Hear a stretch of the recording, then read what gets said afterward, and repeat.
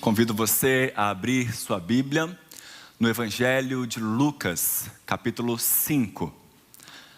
Nós vamos ler os versos 27 a 32. Lucas, capítulo 5, 27 a 32.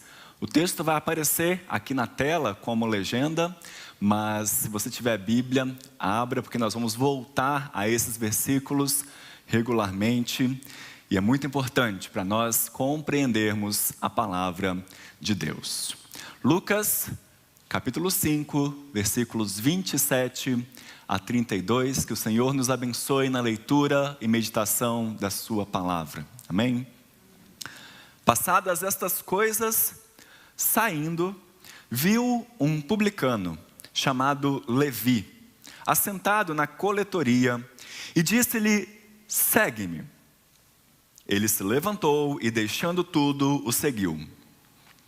Então lhe ofereceu Levi um grande banquete em sua casa, e numerosos publicanos e outros estavam com eles à mesa. Os fariseus e seus escribas murmuravam contra os discípulos de Jesus, perguntando: por que comeis e bebeis com os publicanos e pecadores? Respondeu-lhes Jesus: os sãos não precisam de médico, e sim os doentes. Não vim chamar justos, e sim pecadores ao arrependimento. Vamos orar mais uma vez.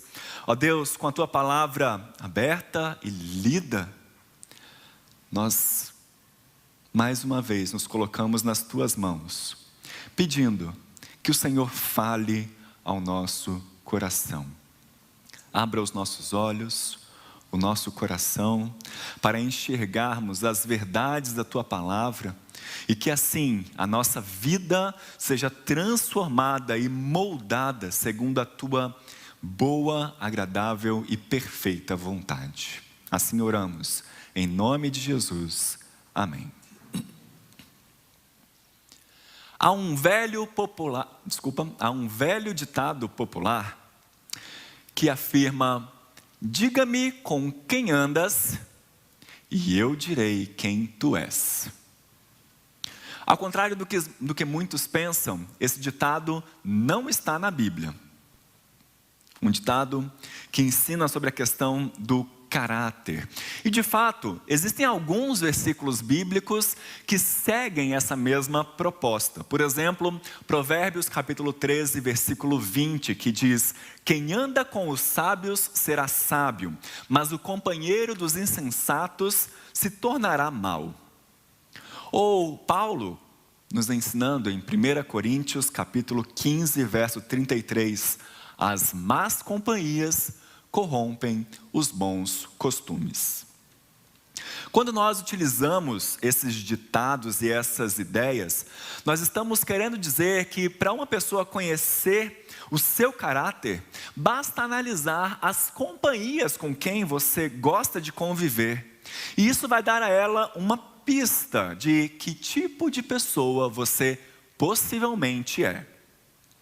As nossas amizades, de fato, influenciam os nossos comportamentos, modificam os nossos hábitos, nos fazem frequentar lugares novos e diferentes, nos fazem usar novas palavras, expressões, gírias, nos fazem pensar de novas maneiras, influenciam as nossas opiniões, até o nosso jeito de se vestir, muitas vezes de pentear o nosso cabelo, é influenciado, às vezes, pelas nossas amizades.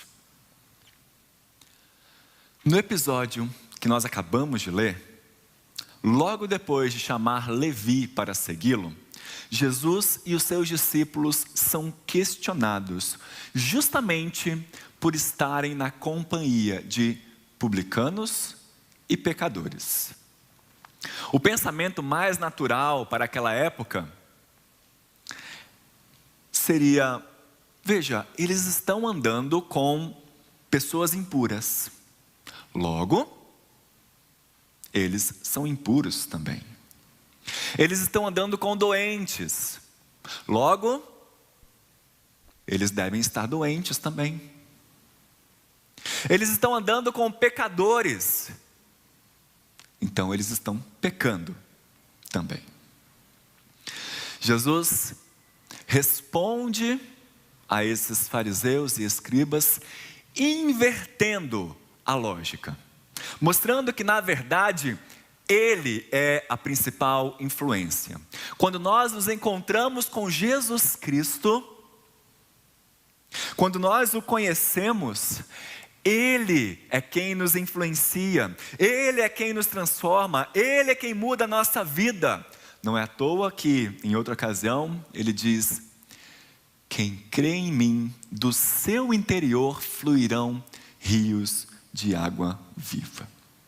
Nesta manhã, meus irmãos, nós vamos meditar nesse texto e continuar aprendendo sobre o que Jesus faz conosco quando nós o encontramos. E eu quero pensar com você, quero refletir com você sobre o convite que Jesus nos faz para segui-lo. O convite que Jesus nos faz para segui-lo.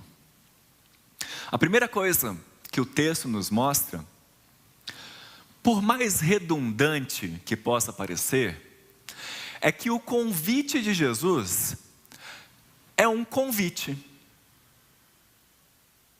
O convite de Jesus é um convite. Eu sei que parece meio óbvio, mas deixa eu explicar o que eu quero dizer. Um convite, meus irmãos, sempre parte de outra pessoa. Ninguém pode se autoconvidar. Quer dizer, até pode, né? A gente conhece aquela pessoa que é um pouquinho mais cara de pau, né? Nós pastores sempre vivemos dizendo: ô Marcelo, você podia me convidar, né, para tomar um café na sua casa? Mas entenda, meus irmãos, um autoconvite não é bem um convite. O convite sempre parte da boa vontade do outro. É o Marcelo que tem que me convidar. Tem que partir dele querer, não da minha vontade. E é exatamente isso que nós vemos aqui no texto. O convite parte de Jesus. É Ele quem toma a iniciativa. Veja só comigo novamente o versículo 27. Passadas estas coisas, saindo, viu.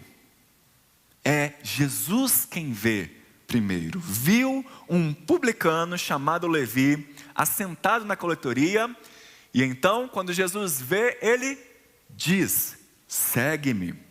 Note que esses verbos que indicam uma ação sempre são creditados a Jesus. É Ele quem primeiro vê, quem observa e analisa aquele publicano, aquele coletor de impostos. É Ele quem toma a iniciativa e diz: segue-me. E duas informações são muito importantes para nós entendermos o texto e nos familiarizarmos com a palavra de Deus. Primeiro, o nome dessa pessoa que Jesus encontra: Levi. Quando nós comparamos o texto de Lucas com o texto de Mateus e de Marcos, nós ficamos sabendo que esse Levi aqui é o mesmo escritor do primeiro evangelho, o Mateus. Ele tinha um outro nome. A gente não sabe se esse nome já pertencia a ele ou se ele foi dado por Jesus. Mas nós temos aqui a narrativa de conversão de um dos escritores da palavra de Deus, Mateus. Segunda informação, a sua profissão: ele era um publicano. Se você nunca ouviu essa palavra, é só você sempre associar. Um publicano era um funcionário público. É daí que vem a palavra publicano. Ele era responsável por cobrar os impostos daquela época, mas lembre-se, naquela época, quem dominava aquela região era o Império Romano. O publicano, então, era um judeu que cobrava impostos para o Império Romano. Será que ele era bem visto pelos outros judeus? Será que as pessoas gostavam dele? Não. Pelo contrário, ele era considerado um traidor do seu povo. Por isso, ninguém queria estar perto dele, ninguém queria ter amizade com ele. Ele era excluído dos círculos sociais e religiosos da sua época. Para piorar, meus irmãos, o sistema de tributação de impostos era muito corrupto. E a maioria dos publicanos desviava dinheiro para si mesmo. Lembrem-se da história de Zaqueu, por exemplo. Mateus, então, era um pária da sociedade, excluído dos círculos daquela época, considerado traidor de seu povo. Nenhum mestre, nenhum rabi, em sua perfeita razão, chamaria Mateus, chamaria um publicano para ser seu discípulo. E o que é que Jesus faz? Vê e chama justamente Levi para segui-lo. O convite parte de Jesus. Não é isso que nós já ouvimos aqui em outras oportunidades? Apocalipse 3:20. Eis que estou à porta e bato. Se alguém ouvir a minha voz e abrir a porta, entrarei nele e com ele cearei e ele comigo. O convite de Jesus parte dele mesmo. Em segundo lugar, nós percebemos nesse episódio que o convite de Jesus, como já dissemos aqui hoje, é eficaz. Não há ninguém que Jesus chama verdadeiramente que não venha a Ele. Versículo 28. Ele se levantou e deixando tudo, o seguiu. Levi não demorou, ele não demonstrou resistência ao convite de Jesus. Pelo contrário, de maneira resoluta, ele abandonou tudo e passou a seguir o Mestre. E isso fica bem claro para nós com a sucessão de verbos que nós temos aqui no texto. Não há uma grande e longa descrição do que o Levi estava fazendo, do que Levi pensou quando Jesus chamou, se ele considerou que valia a pena ou não. Não há uma descrição do que os discípulos pensaram também quando viram o mestre chamando aquele coletor de impostos. Não, o texto é rápido e objetivo. Ele levantou, deixou tudo e seguiu. E não se enganem, meus irmãos, ao deixar tudo, Mateus estava correndo um grande risco. Primeiro, porque ele passa a não ter mais o sustento que estava garantido. Ser publicano era ter um emprego seguro, um emprego próspero. E mais do que isso, existe uma grande diferença entre Mateus, que era publicano, e outros discípulos de Jesus que eram pescadores. Porque uma vez que você deixava de ser pescador, se tudo desse errado, vai que Jesus morre, né? Eles poderiam voltar a ser pescadores. E foi isso que aconteceu. Quando Jesus morreu, eles voltaram a pescar.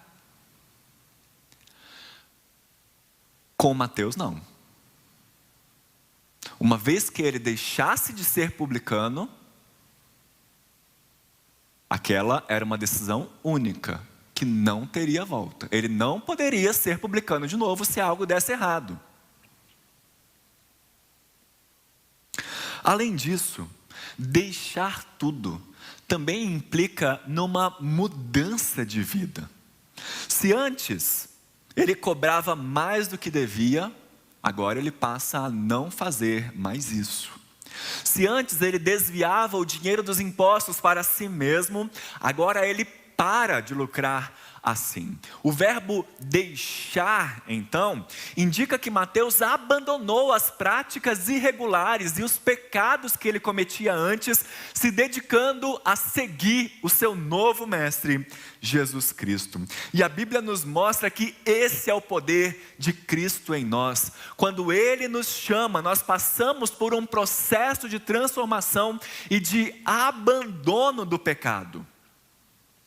O Espírito Santo vence toda a resistência do nosso coração pecaminoso e torna a sua influência irresistível.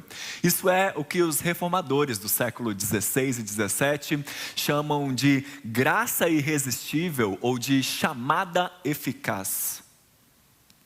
É a obra soberana de Deus em vencer a rebelião do nosso coração e trazer-nos a fé em Cristo para que nós sejamos salvos. Se nós estávamos antes, como Paulo nos diz, mortos em nossos delitos e pecados, sendo incapazes de submeter-nos a Deus por causa da nossa natureza rebelde, jamais creríamos em Cristo se Deus não vencesse a nossa rebelião. E é justamente isso que Ele nos faz. Ele, através da ação e do poder do Espírito Santo, agindo em nosso interior, muda a disposição do nosso coração, de forma que, assim como Mateus, aqui nessa história, nós respondemos afirmativamente ao chamado de Cristo.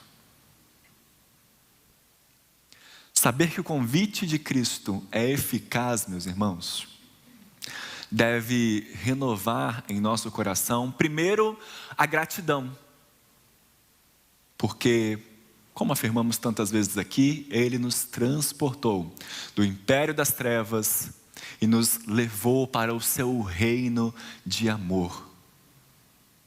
Não havia nada em nós que nos tornasse dignos disso.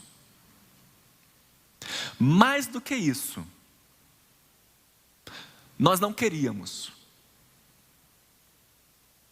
Então, pela sua graça, pelo seu amor, Ele não nos obrigou, mas mudou a disposição do nosso coração. Ele se tornou favorável a nós.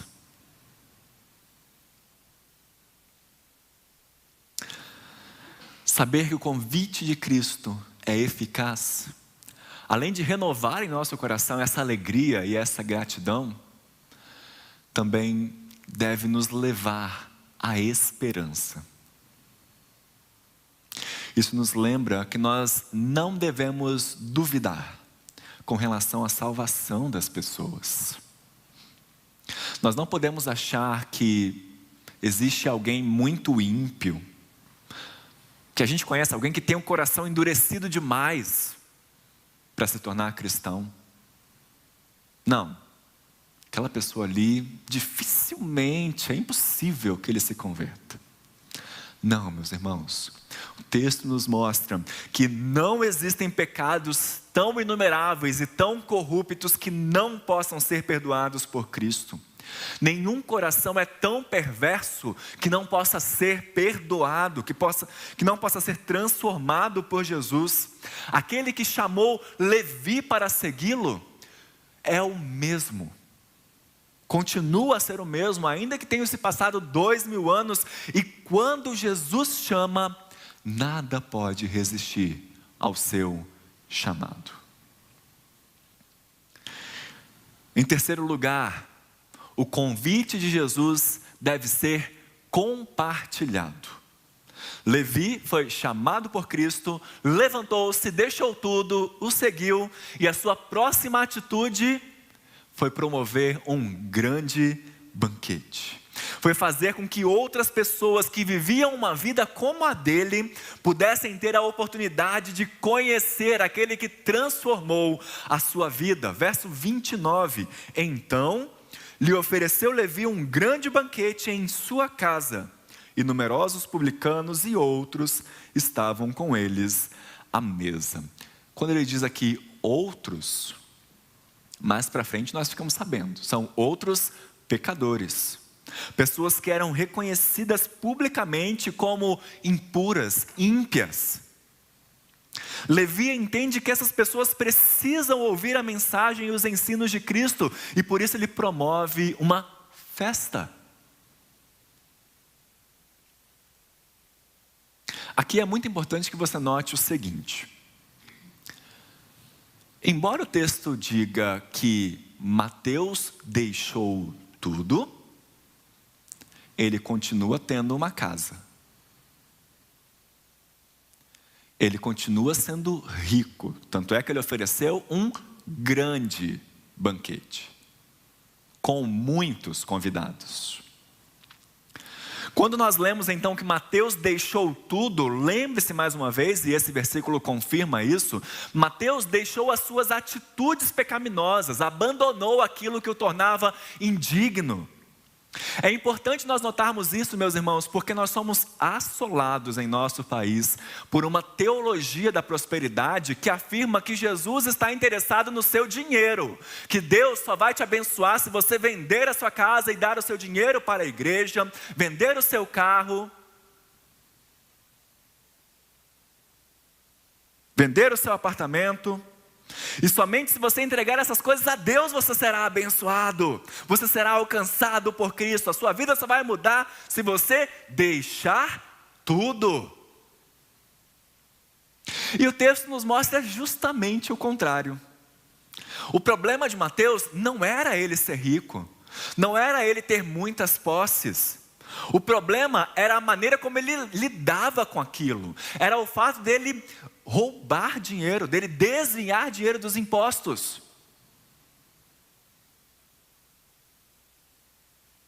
E a partir do momento que ele foi chamado por Cristo, ele passa a lidar com isso de maneira totalmente diferente. Ele não deixou as suas casas, não deixou suas posses, mas passou a utilizá-las de forma positiva para a expansão do reino de Deus. Ele deixa de ganhar dinheiro de forma ilícita e usa as suas riquezas para que os seus amigos, para que os seus conhecidos, para que a sua família tenham a oportunidade de conhecer o seu mestre. Nas palavras de John Riley, um pastor e teólogo inglês, um homem salvo nunca vai desejar ir sozinho para o céu. A pessoa que foi alcançada por Cristo nunca desejará ir sozinha para o céu. E por isso, meus irmãos, a história do chamado de Mateus nos encoraja a sermos testemunhas do Deus vivo. Nos encoraja a fazer com que os nossos familiares e amigos conheçam também a esse Salvador que foi misericordioso conosco. Que Deus acenda em nosso coração esse espírito missionário, não necessariamente para nós irmos para lugares distantes e vivermos pregando o Evangelho, mas para falarmos de Deus e vivermos a sua palavra em nosso lar,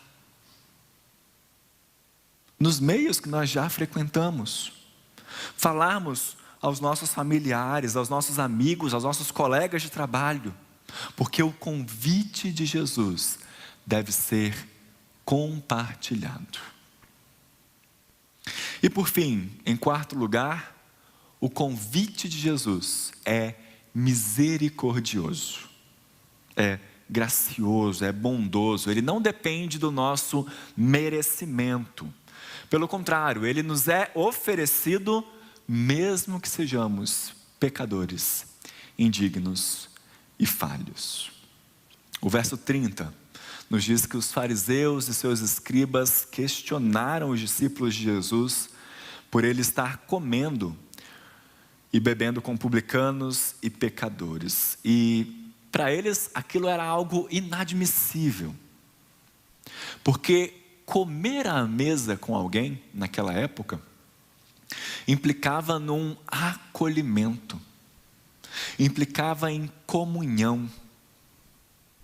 Quando os fariseus viram Jesus fazendo isso, eles pensavam: Jesus está sendo conivente com aquelas pessoas. Mas era justamente o contrário que estava acontecendo. Jesus não aprovava a conduta daqueles publicanos e pecadores, mas ele apontava o erro e provia a solução. Ele chamava ao arrependimento, convidava-os ao perdão, ao abandono dos seus pecados.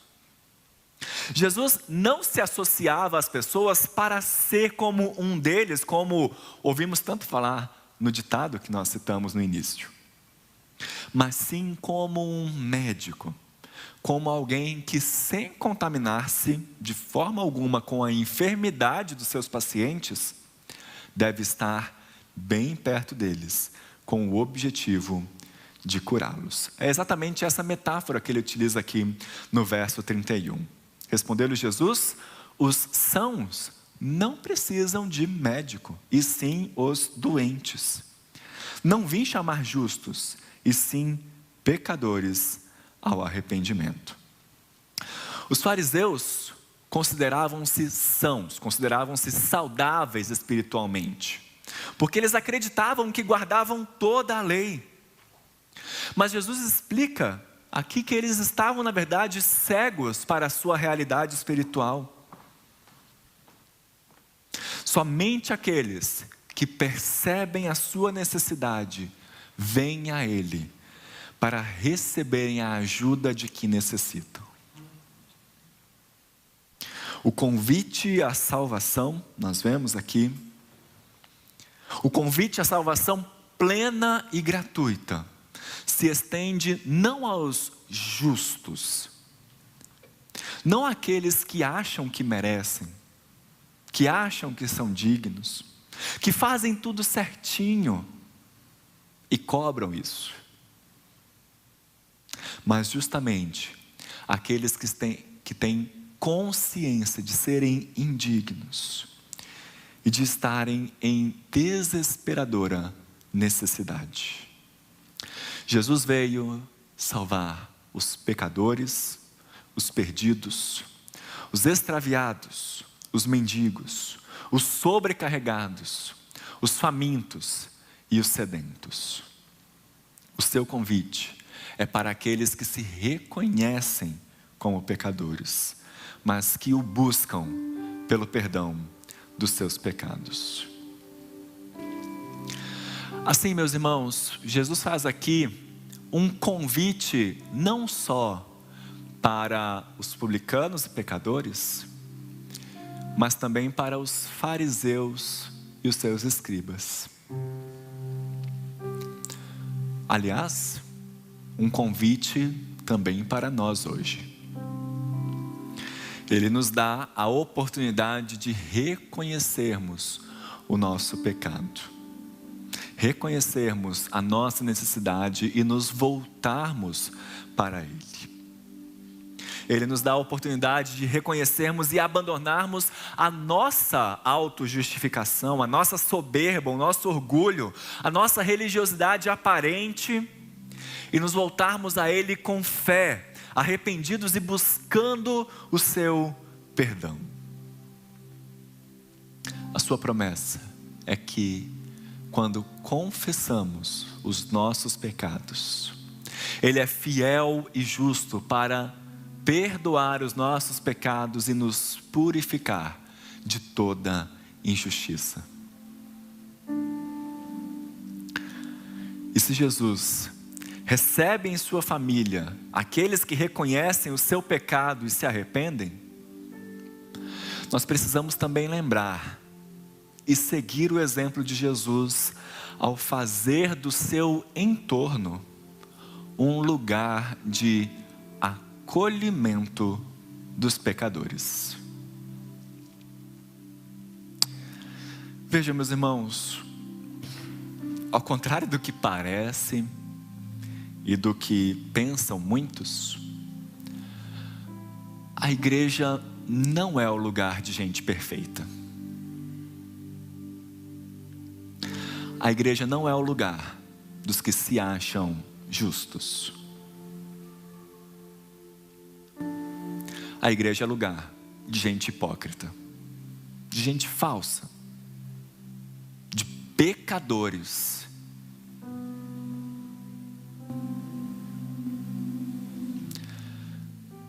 Mas de pessoas que são assim e buscam mudar. Buscam juntos o perdão de Deus, a transformação que só Jesus pode trazer à nossa vida.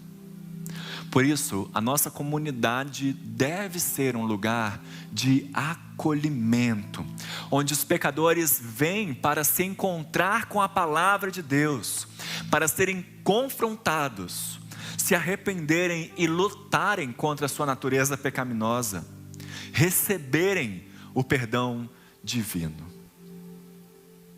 E nós, seus irmãos, que acolhem e ajudam uns aos outros nessa luta e nessa caminhada. O convite de Jesus é de iniciativa divina, é eficaz, deve ser compartilhado e é misericordioso. É para todos nós. Por isso, que o Senhor nos faça proclamadores desse convite e acolhedores daqueles que, como eu e como você, precisam todo dia ouvir sobre o Senhor, o Salvador, aquele que transforma a nossa vida, aquele que traz verdadeira satisfação para nós e que nos convida à sua mesa para vivermos uma vida transformada na sua presença. Que Deus te abençoe.